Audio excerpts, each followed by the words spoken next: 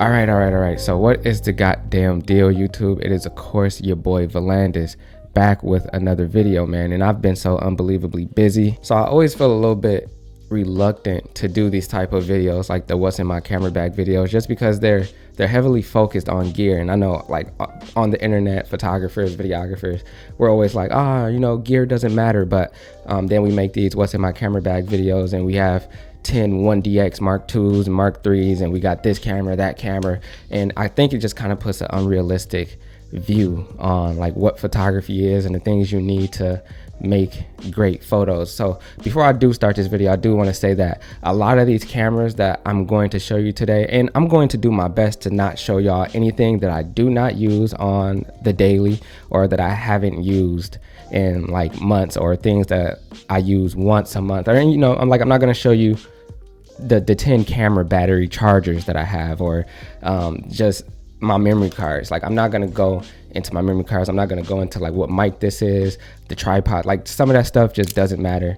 And to me, it doesn't matter. Gear matters in certain situations and for the things you need to get done, but it's up to the person who is shooting with the said gear to decide if this is worth it. I have a bunch of things that I don't use and I should get rid of. So I'm gonna do my best to just show y'all the things that I do use and the things that I think are important for my photography, and just the things that I use every day or most of the time. So, all right, so let's start off with the camera bag. As you can see, I don't have one. They're big, they're ugly, they're camera bags. Nowadays, everybody knows what a camera bag looks like. So if you have a camera bag, 9 times out of 10, you probably have cameras. And I'm from a place and go to places where, like, I'm not keen on people knowing I got a bunch of cameras on me or a camera on me in general if I don't want them to know at a certain point. So I don't like camera bags. I don't carry a camera bag. What I do carry is all type of other bags. So throwing your cameras in a bag, like a book bag like this, is which I always like. This shit has like 100 zippers on it and 100 compartments. It goes deep. It's a big backpack. I got my camera in there, my laptop, a bunch of things in there. Might be a little bit unsafe for your cameras to be in a bag like this, not secured and stuff like that, but that's my business and that's up to me, and I'm going to use what I want to use. It's nobody else's business but my own. If something happens to my cameras, that's on me and nobody else. So I use whatever bag I personally want to use for that day. I sometimes use this bag just because it's easy to throw over my shoulder and it doesn't like weigh a lot. Also, it keeps me from bringing a bunch of unnecessary things I don't need to bring.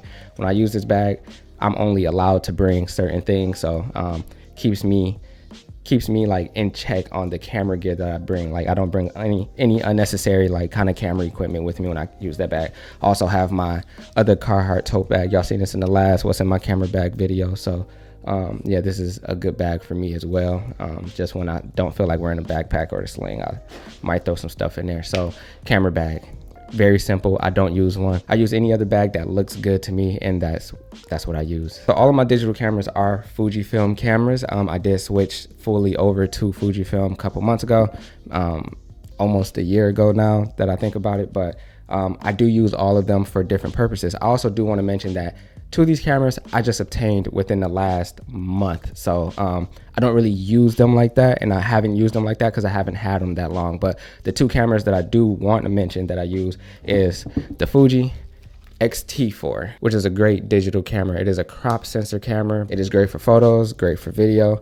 I did have to get used to like the Fujifilm colors and just like using a Fujifilm camera, because coming from Canon, I was definitely not aware of the differences that other cameras have, like as far as colors, as far as operating and ergonomics and stuff like that. So the Fujifilm X-T4 is a great camera because, first of all, it's very small, lightweight, create some very beautiful images, and I can't really say too many nice things about it. One thing I'm not going to tell y'all is how many megapixels this camera has, or it has IBIS and it shoots at 4K. I'm not going to tell you about any of the nerd stuff that you guys might want to know about. I did do other reviews, kind of review-ish type of videos on these cameras, so if you do want to see those, they are on my channel. Also, the internet, this is YouTube, so there's a bunch of other videos on YouTube with specs and stuff like that. I do want to mention that it's not mine, to be completely honest. I've had this camera for quite a bit, but it's definitely not mine. I'm supposed to be sending it back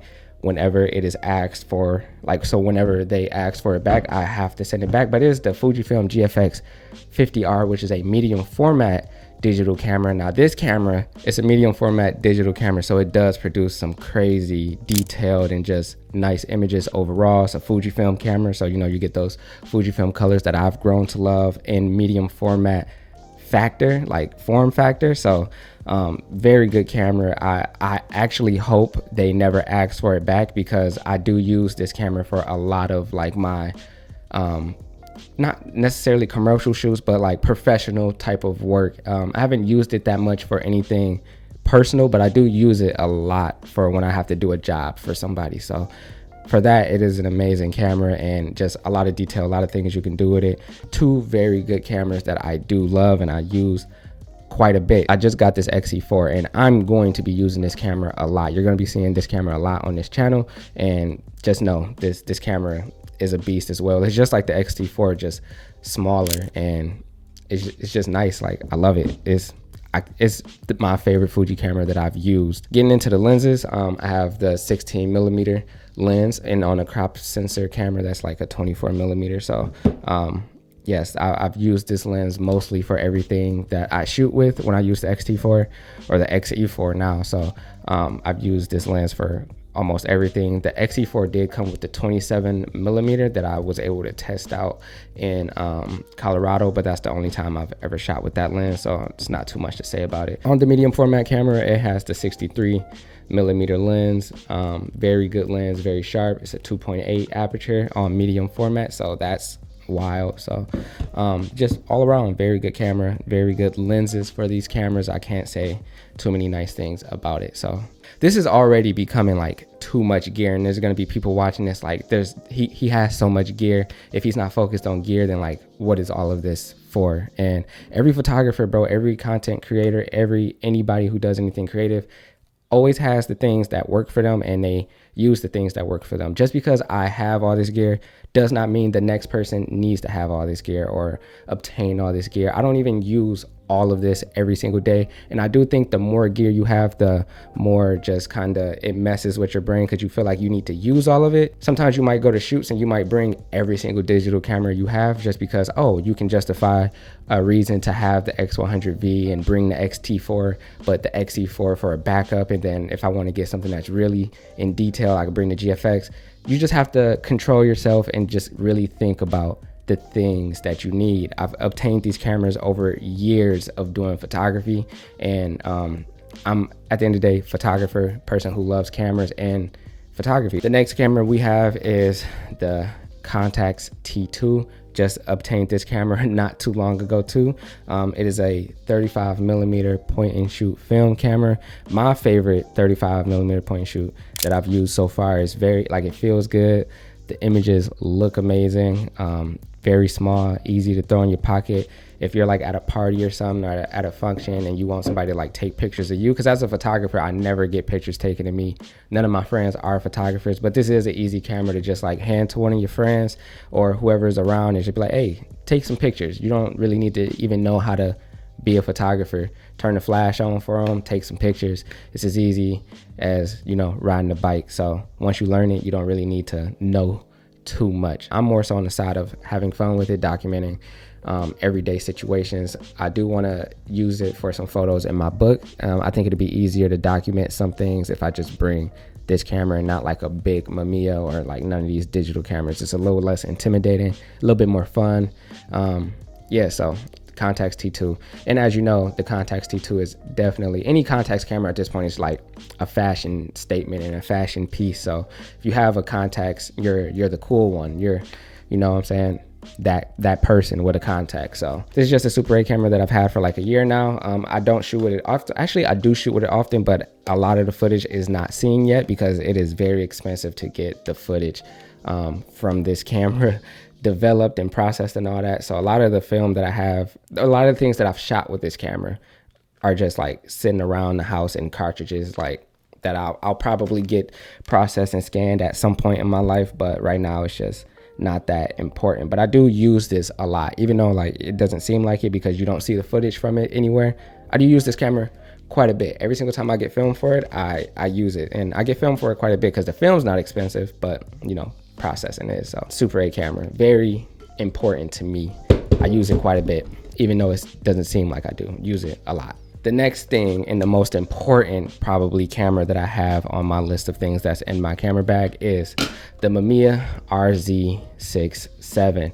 Now, if you're a photographer, film photographer, you know exactly what this camera is. You know, you've seen this camera on plenty other YouTube channels. You've seen this camera on the internet, Twitter, Instagram. You've seen this camera before. This is probably the god of like film cameras. They also make a Mamiya RB67, which is like just all mechanical, whereas this one has some electronic functions. But the RB67 in some cases, and in my opinion, might be a little bit better than this, because I've had issues with this camera since I've got it, but you know, it works out. It is a 6x7 medium format film camera, so like the digital camera, medium format, you will be getting a lot of quality out of this camera. The Mamiya has the ability to focus real close to your subject, so you do kind of get like a macro type of camera. Instead of having to buy a macro lens, you can have a macro camera, and any lens can become a macro. And just like the quality you get from this camera, that look you get, the medium format look,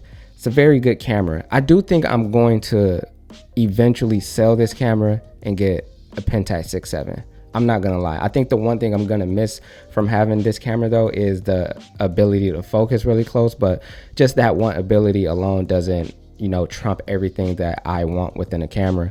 It is big, it is clunky, regardless of it being the RZ and not the RB. It's still a big, just like overall heavy, you know, box. The 50mm 4.5, which is a 24-25mm on medium format. I love this lens. It's, you know me, I like the environmental portrait shots. I like to have background and scenery within my portraits. It also allows me to take kind of environmental shots as well. So I do love this lens. It stays on the camera most of the time, but I have been getting into kind of tighter angle I guess lenses. So the 110 is definitely one of my favorite lenses that I have. Is a 2.8, and 2.8 on a medium format camera, as you can expect, it is a very like crazy thing to possess. Like, you have a lot of power. Like, having this lens grants you a lot of power.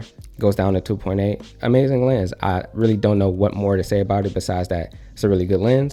I have been using this lens more often on my RZ than the 50mm, just because I've been switching it up and trying to get into different type of things, testing things out and stuff like that. So also, I've been in situations where the light has been lower, because I do live in Michigan. The light hasn't been great here, especially indoors. Outdoors is pretty dark. It gets dark around 5, so having this lens on my camera has made things a little bit better, saved me a little bit more light in situations where I wouldn't have had that light. So yes, man, the 110 on the RZ67 is, you know, an amazing setup to have. The setup that I'm talking to right now, which is the A7 III with the 16-35 G Master lens. I use this setup for every single one of my videos ever. That's that, but I don't think I have anything else to really show y'all. These are my cameras. These are the things that I use most of the time, and more so than not every single day. Not too long ago, I only had 2 cameras, one digital camera, one film camera, and that was all I had. And I was very, very more than happy